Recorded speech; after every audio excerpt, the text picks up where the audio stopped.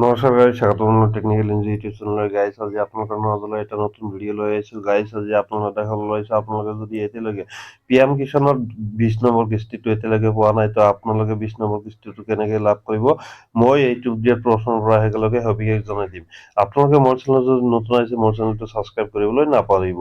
বলক ভিডিঅ'টো আৰম্ভ কৰোঁ। আপোনালোকে আপোনালোকৰ যিটো PM কিষাণ, সেই PM কিষাণৰ যিটো KYC আপডেট কৰা নাই, সেই KYC টো আপডেট কৰি ল'ব।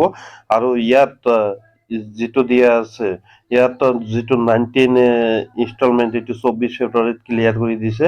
আৰু আপোনালোকৰ যিটো PM কিষাণৰ 20 নম্বৰ কিস্তি, সেই 20 নম্বৰ কিস্তিটো আপোনালোকে ভালকৈ অনলাইনত চেক কৰি ল'ব।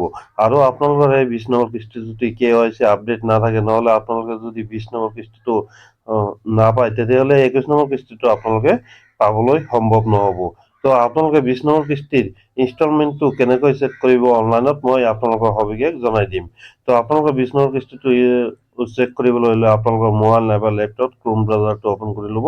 তাৰপিছত ইয়াত আপোনালোকে চাৰ্চ কৰিব pfms.nic.in pf.nic.in এইটো আপোনালোকে টাইপ কৰি চাৰ্চ কৰি ল'ব। চাৰ্চ কৰি লোৱাৰ পিছত ইয়াত যিটো তিনিটা ডট আছে, এই তিনিটা ডটত ক্লিক কৰি দিব। ক্লিক কৰি দিয়াৰ পিছত আপোনালোকে অলপ তলফালে আহিব। তলফালে অহাৰ পিছত ইয়াত চাব, ইয়াত পেমেণ্ট ষ্টেটাছ যিটো লিখা আছে, এই পেমেণ্ট ষ্টেটাছত আপোনালোকে ক্লিক কৰি দিব। পেমেণ্ট ষ্টেটাছত ক্লিক কৰি দিয়াৰ পিছত ইয়াত চাব, ইয়াত আপোনালোকে বহুতো কেইটাই অপশ্যন দিয়া আছে। তলৰ পৰা যিটো 2 নম্বৰ অপশ্যন, সেই 2 নম্বৰ অপশ্যনত আপোনালোকে DVD ষ্টেটাছ ট্ৰেকাৰ যিটো অপশ্যন আছে, ইয়াত আপোনালোকে ক্লিক কৰি দিব। ইয়াত ক্লিক কৰি দিয়াৰ পিছত আপোনালোকে অলপ সময় ৱেইট কৰিব লাগিব।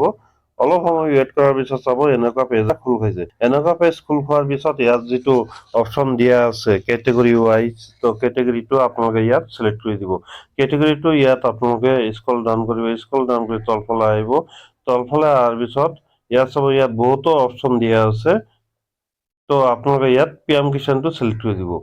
PM কিষাণটো চিলেক্ট কৰি দিয়াৰ পিছত ইয়াত যিটো DVD ষ্টেটাছত দিয়া আছে, DVD ষ্টেটাছত বেনিফিচিয়াৰী ভেলিডেশ্যন নাইবা পেমেণ্ট, তো আপোনালোকে ইয়াত পেমেণ্টটো চিলেক্ট কৰি ল'ব। পেমেণ্টটো চিলেক্ট কৰি দিয়াৰ পিছত ইয়াতে আপোনালোকৰ যিটো এপ্লিকেশ্যন ID, PM কিষাণৰ যিটো এপ্লিকেশ্যন ID, সেই এপ্লিকেশ্যন IDটো ইয়াত চিলেক্ট কৰি দিব।